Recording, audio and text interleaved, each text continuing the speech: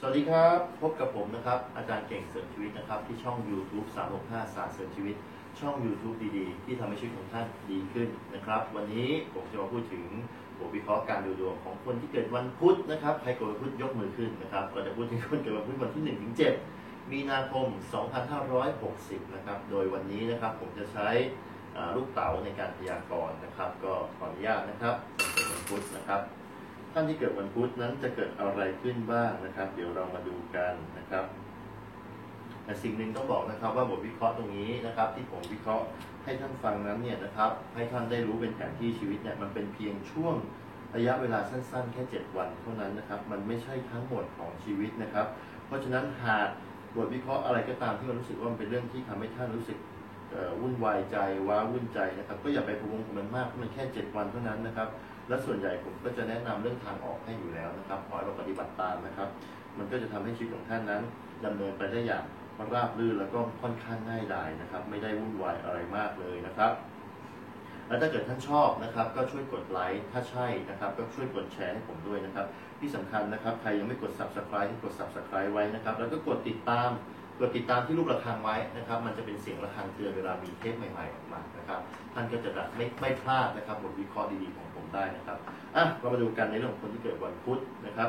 บท่านที่เกิดวันพุธในช่วงนี้ต้องบอกว่าโอ้โหมีโครงการการทำงานการลงทุนการเงินอะไรดีมากเลยนะครับมีแนวคิดที่จะหาเงินยังไงจะหมุนเวียนเงินยังไงนะครับจะลงทุนแบบไหนให้ได้ผลประโยชน์อันนี้ดีนะครับต้องบอกในช่วงนี้คนเกิดวันพุธนั้นค่อนข้างดีในเรื่องของการแนวคิดเลยนะครับแล้วก็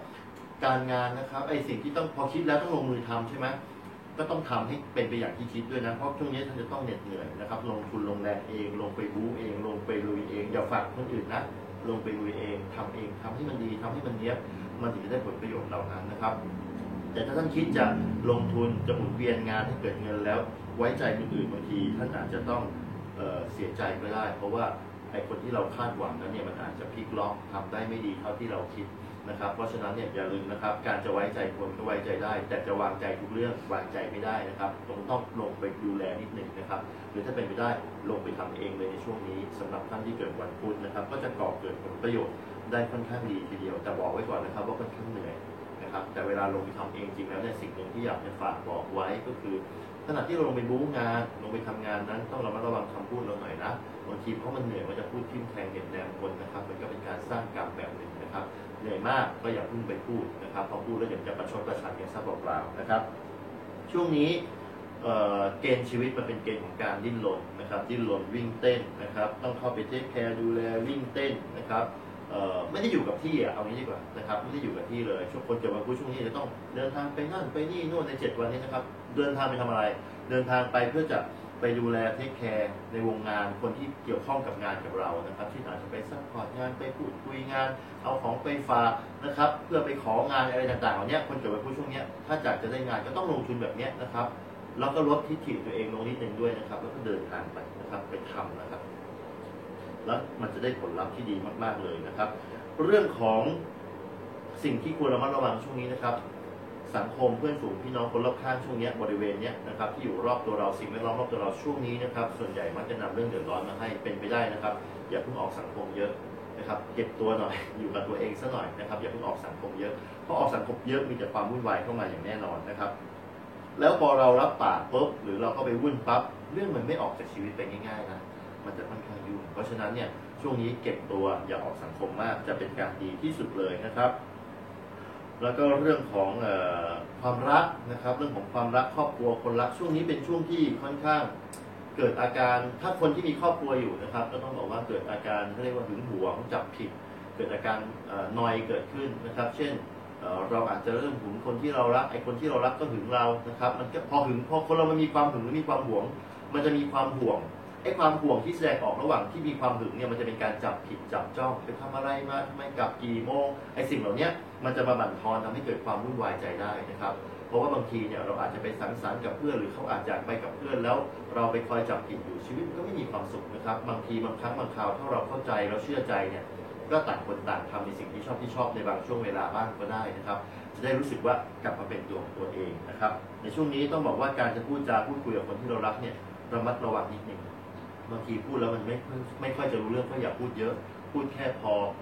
ประมาณพูดแค่เอาใจความนะครับอย่าเอารายละเอียดเยอะนะครับถ้าเอารายละเอียดเยอะๆเดี๋ยวทะเลาะกันแน่ๆนะครับช่วงนี้ต้องบอกว่าแล้วต่างคนช่วงนี้ต่างใจร้อนต่างใจใหญ่นะครับมันก็เกิดการปะทะมาค่อนข้างง่ายเลยทีเดียวนะครับมันจะโวยวายเกิดขึ้นเพราะฉะนั้นเนี่ยดูแลในส่วนนี้ด้วยนะครับอีกอันหนึ่งที่อยากจะฝากบอก